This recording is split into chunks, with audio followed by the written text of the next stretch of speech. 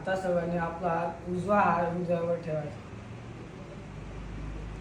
माझ्या मागे म्हणा, मी एक शुद्ध आत्मा आहे. मी एक शुद्ध आत्मा आहे. मी एक शुद्ध आत्मा आहे.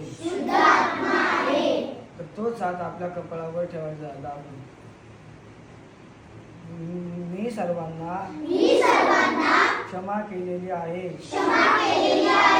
माझा कोणावरही राग नाही.